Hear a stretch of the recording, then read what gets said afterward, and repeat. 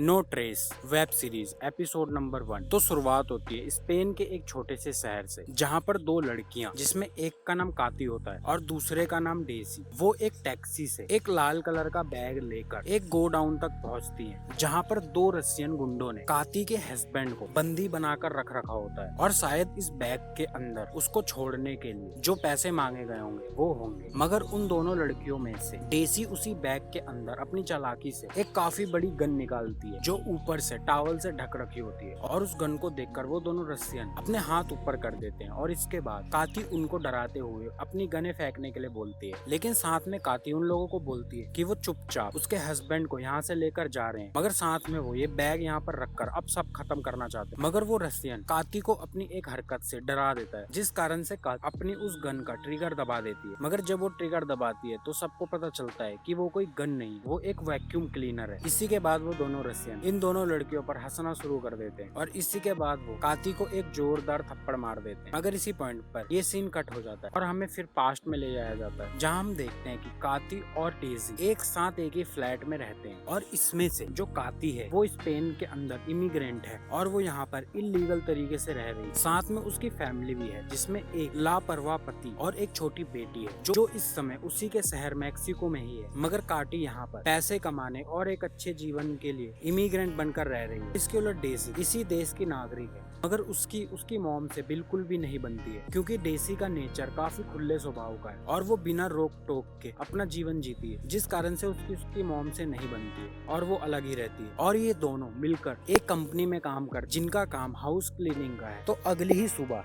जिस समय ये दोनों अपना काम करने के लिए कंपनी की ओर निकल रहे होते हैं, तो बीच में इनको इनका लैंडलॉर्ड मिल जाता है और वो इनसे इनके अपार्टमेंट का किराया मांगता है। मगर डेसी लैंडलॉर्ड को बताती है कि उसने तो किराया पहले ही भर दिया, क्योंकि काटी ने डेसी को अपने किराए के लिए पहले ही पैसे दे दिए थे। लेकिन अब पता चलता है कि डेसी ने उन पैसों से उनके लिए एक वैक्यूम क्लीनर खरीद लिया है, ताकि उनका काम और तेजी से हो सके, और इसी कारण से वो लोग किराया नहीं दे पाए। तो अब काती अपने लैंडलॉर्ड से कुछ और समय मांग लेती है और वो दोनों जल्दी से काम के लिए अपनी कंपनी तक पहुंच जाते हैं। मगर वो जाते हैं वहाँ पर देखते हैं कि कंपनी के बाहर ही उनके सभी स्टाफ्स ने हड़ताल दे रखी है। और जब वो जाकर वहाँ पता करते हैं तो उन्हें पता चलता है कि उन लोगों को काम से निकाल दिया गया है, एक शॉर्ट नोटिस देकर। और कंपनी के मालिक ने उनको ये बोला है कि ये कंपनी वो बंद कर रहा है, जिस कारण से उन्हें निकालना पड़ा। अब ये बात सुनकर वो दोनों भी काफी गुस्सा होती हैं। और इसी के बाद उनका बॉस यानी इस कंपनी का मालिक, इसका नाम नेस्टर होता है, वो अपनी कार से बाहर आता है। तो अब अपने बॉस को डेसी देखकर काफी गुस्सा हो जाती है और वो उसकी कार के आगे आकर उसको काफी ज्यादा उल्टा सीधा बोलती है, जिसमें वो एक लाइन भी बोलती है कि वो उसको जान से मार देगी। अब ये लाइन आप याद रखना, क्योंकि ये लाइन आगे काफी ज्यादा सस्पेंस क्रिएट करेगी। अब इसी के बाद इतना बवाल देखकर वहाँ पर पुलिस भी पहुंच जाती है। तो काटी डेसी को समझाती है कि उन लोगों को यहाँ से अब चुपचाप चले जाना चाहिए, क्योंकि अगर पुलिस ने उन दोनों को पकड़ा तो उसको वो लोग यहाँ से वापस उसके शहर मैक्सिको डिपोर्ट कर देंगे, और ऐसा वो नहीं चाहती है। तो ना चाहते हुए भी उन दोनों को वहाँ से वापस अपने घर जाना पड़ता है। तो घर आकर अब वो दोनों काफी सोचने की कोशिश करती है कि वो लोग किस तरह से अपना किराया भरेंगे, मगर उन दोनों के मुंह पर बिल्कुल भी मायूसी नहीं होती है और वो दोनों एक दूसरे को भरोसा दिलाते हैं कि वो कोई ना कोई रास्ता निकाल लेंगे। मगर इसी के बाद डेसी काती को बताती है कि आज रात उसके भाई की बेटी का बर्थडे है, जिसमें उसे जाना है। तो काती बोलती है कि वो भी उसके साथ चलेगी। और इसी के बाद रात को वो दोनों रेडी होकर उस पार्टी में पहुंच जाते हैं, जहाँ डेसी से उसका भाई मिलकर काफी खुश होता है। मगर जैसे ही उसकी मॉम उसे देखती है, उन दोनों की वहाँ पर बहस होना शुरू हो जाती है और ये बहस यहाँ तक पहुँच जाती है कि डेसी की मॉम उसे इस पार्टी से जाने के लिए बोल देती है। जिसके बाद डेसी और काती दोनों उस पार्टी से चले जाते हैं और वो दोबारा से एक बार के अंदर चले जाते हैं। अब इस बार के अंदर कुछ ही टाइम बाद काती के पास एक कॉल आता है, जिस पर उन दोनों कल एक घर की अपॉइंटमेंट दी गई होती है, जिसमें उन्हें वहाँ जाकर क्लीनिंग करनी है। मतलब उन लोगों को एक काम मिला। अब जब ये बात वो डेसी को बताती है तो वो दोनों इस चीज से काफी खुश होती हैं, क्योंकि इस समय उनको काम की काफी जरूरत है और साथ में वो इससे अपना किराया भी भर सकती है। तो वो नेक्स्ट ही मॉर्निंग अपनी पूरी तैयारी कर उस घर तक पहुंच जाते हैं, जिस घर की आज इन लोगों को क्लीनिंग करनी है। और बाहर से ये घर काफी बड़ा और आलीशान होता है और इस समय घर के अंदर कोई नहीं होता है। तो वो दोनों अपना काम शुरू करने से पहले घर को अच्छी तरह से देखते हैं, क्योंकि इन दोनों ने आज से पहले इतना आलीशान घर कभी नहीं देखा था। साथ में घर के अंदर ही उन लोगों को एक मिनी बार भी मिलता है, जिससे देखकर डेसी वहाँ से कुछ ड्रिंक पीने की कोशिश करती है, जिसके लिए वो वहाँ पर रखा एक गिलास अपने हाथ में उठा लेती है। मगर काती उसे ये करने से रोक देती है और उसे समझाती है कि वो लोग यहाँ पर काम करने आए हैं और उन लोगों को ये काम इतनी अच्छी तरह से करना है कि उन लोगों को आगे और भी काम मिलता रहे। जिसके बाद वो दोनों अपना काम करना शुरू कर देती हैं और काफी अच्छी तरह से उस घर को क्लीनिंग क्लीनिंग करती है। लेकिन जब क्लीनिंग करते हुए डेसी उस घर के बेडरूम तक पहुंचती है और अपनी मशीन से बेड के नीचे क्लीन कर रही होती है, तभी उसकी वैक्यूम मशीन के अंदर कुछ फंस जाता है और जब वो जोर से अपनी मशीन को बाहर खींचती है तो उसके साथ एक औरत की बॉडी आ जाती है जिसके सर पर काफी गहरा घाव होता है। अब उस बॉडी को देखकर डेजी काफी ज्यादा डर जाती है, तो वो काती को बुलाती है और काती भी उसे देखकर काफी ज्यादा डर जाती है और उन दोनों को कुछ भी समझ में नहीं आ रहा होता है कि ये क्या हो रहा है। मगर उसी टाइम वो नोटिस करती है कि घर के अंदर कोई और भी है। अब ये देखकर वो दोनों और ज्यादा डर जाती है और वो दोनों जल्दी से उस घर से बाहर निकलने की सोच लेती है, जिसके लिए वो अपना सारा सामान पैक कर उसी रूम में रखे एक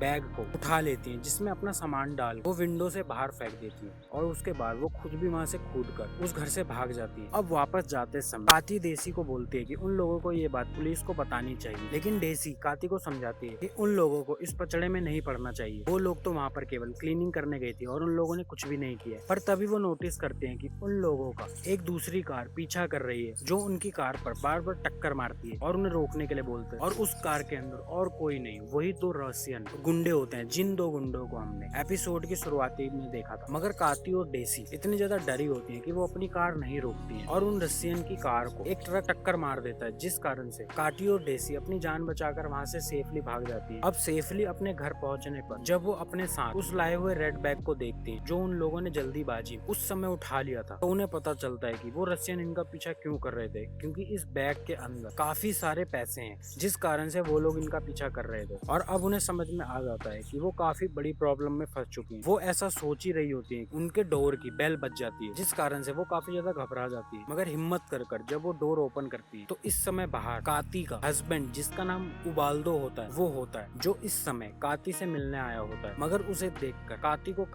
उसको देखकर काती को ज्यादा खुशी नहीं होती है, क्योंकि उबाल्दो एक काफी लापरवाह इंसान है और ये दोनों एक साथ भी नहीं रहते। मगर इस समय उबाल्दो काती को ये विश्वास दिलाता है और वो आज तक अपने किए हुए व्यवहार के लिए माफी मांगता है और वो उसे विश्वास दिलाता है कि वो आगे से उसको कोई भी प्रॉब्लम नहीं देगा। मगर काती इस समय काफी ज्यादा जल्दीबाजी में होती है, क्योंकि उन लोगों के साथ अभी काफी कुछ हुआ है। तो वो उबाल्दो को जल्दी से अपने घर के अंदर ले लेती है और वो उबाल्दो को कुछ भी नहीं बताती है बैग के बारे में और वो उसे बोलती है वो दोनों अभी एक क्लीनिंग के काम के लिए बाहर जा रही है और जब तक वो वापस नहीं आती तब तक वो घर में ही रहे। दूसरी तरफ अब पुलिस की टीम उस घर तक पहुंच जाती है जहां इस समय वो बॉडी पड़ी होती है और इस केस को इन्वेस्टिगेट एक आयरीन नाम की इंस्पेक्टर कर रही है। मगर उन लोगों को उस घर के अंदर कोई भी सबूत नहीं मिलता है। काटी और डेसी ने पहले यहाँ पर क्लीनिंग कर दी है। मगर इंस्पेक्टर आयरीन जब उस मिनी बार के अंदर जाती है तो उसके हाथ वही गिलास लग जाता है जिसे अपने हाथों से डेसी ने उठा लिया था, तो वो उस गिलास फिंगरप्रिंट निकलवाने के लिए भेज देती है। यहाँ ये दोनों अब उस बैग को लेकर एक बीच के किनारे आ जाते हैं और इन दोनों को समझ में आ जाता है कि उन दोनों को जानबूझकर फंसाने के लिए वहाँ पर बुलाया गया था और अब वो दोनों बुरी तरह से फंस चुकी है। लेकिन अब काती उसी नंबर पर फोन मिलाती है, इस नंबर से उसके पास फोन आया था और उनको वो काम दिया गया। तो उन्हें पता चलता है कि ये नंबर रेसोलो लेवेंटे ग्रुप नाम की एक बड़ी कंपनी का है और उनको बुलाने वाला उसी कंपनी का सेक्रेटरी थी। तो अब वो सीधा उसी कंपनी की ओर निकल जाती है, उसी कंपनी के ऑफिस की ओर निकल जाती है। मगर वो ऑफिस के बाहर ही देखती है कि यहाँ पर चारों तरफ पुलिस है और जब डेसी इंस्पेक्टर आयरीन को देखती है तो उसे देखते ही छुप जाती है और वो डेसी को बताती है कि ये इंस्पेक्टर आयरीन पहले उसकी गर्लफ्रेंड थी, मगर बाद में वो दोनों अलग हो गए और इस समय इस केस की इन्वेस्टिगेशन वो ही कर रही है। मगर वो किसी तरह से छुपते हुए क्लीनिंग वर्कर बनकर उस ऑफिस के अंदर चले जाते हैं और वहाँ पर उन लोगों को उस कंपनी के सेक्रेटरी का रूम मिल जाता है जिसने उन लोगों के पास कॉल किया कर। अब उस सेक्रेटरी के रूम में घुसकर उन लोगों को एक फोटो की मदद से पता चलता है कि ये कंपनी किसी और की नहीं, उनके एक्स बॉस जिसने उन्हें अपनी कंपनी से निकाला उसकी वाइफ की है। और उसी टाइम वहाँ पर उनका वो एक्सबॉक्स नेस्टर भी आ जाता है, जिसे देखकर वो लोग उसी ऑफिस में छुप जाती हैं। मगर अब उन लोगों को ये भरोसा हो जाता है कि हो ना हो उनके एक्सबॉक्स नेस्टर ने ही उसकी वाइफ को मारा है और वो औरत की बॉडी वही थी। अब जब वो दोबारा से उस ऑफिस से बाहर आता तभी काती के पास एक फोन आता है और फोन पर दूसरी साइड कोई और नहीं, वो दोनों रशियन गुंडे होते हैं जिन्होंने इस समय काती के हस्बैंड को अपने पास पकड़ कर रख रखा है और वो इसके बदले उसको बोलता है कि वो जल्दी से उस बैग को ले उनके दिए एड्रेस तक पहुंचे। इसके बाद हम दोबारा से प्रेजेंट टाइम में आ जाते जहाँ पर इस समय काती और डेसी उस बैग को लेकर उन दोनों रशियन तक पहुंच जाती है और वो उन्हें नकली गन से डराने की कोशिश करती है। मगर उन रशियन को ये बात पता चल जाती है, जिसके बाद वो काती को एक जोरदार थप्पड़ मारता है। अब वो दोनों रशियन उन दोनों को जान से मारने की कोशिश करते हैं, मगर ये देखकर काती उन दोनों से बोलती है कि वो लास्ट टाइम अपने पति से बात करना चाहती है मरने से पहले। तो वो रशियन इसके लिए मान जाते हैं और जब काती अपने उस पति से बात करने जाती है जिसके मुंह पर कपड़ा लगा होता है तो वो बात करते वक्त ये चीज देख लेती है कि वो इसका पति नहीं, इसलिए में दोनों रसियन उसके पति की जगह इनके लैंडलॉर्ड को उठा लाए हैं। मगर दूसरी तरफ से डेसी ये सब देखकर मौका उठाकर वो लाल कलर का पैसों से भरा बैग उठाकर वहां से भागने की कोशिश करती है। मगर इस कारण से वो एक रसियन डेसी के ऊपर गोली चला देता है जो जाकर सीधा उसे लगती है और वो जमीन पर गिर जाती है। और इसी पॉइंट पर एपिसोड नंबर 1 खत्म हो जाता है।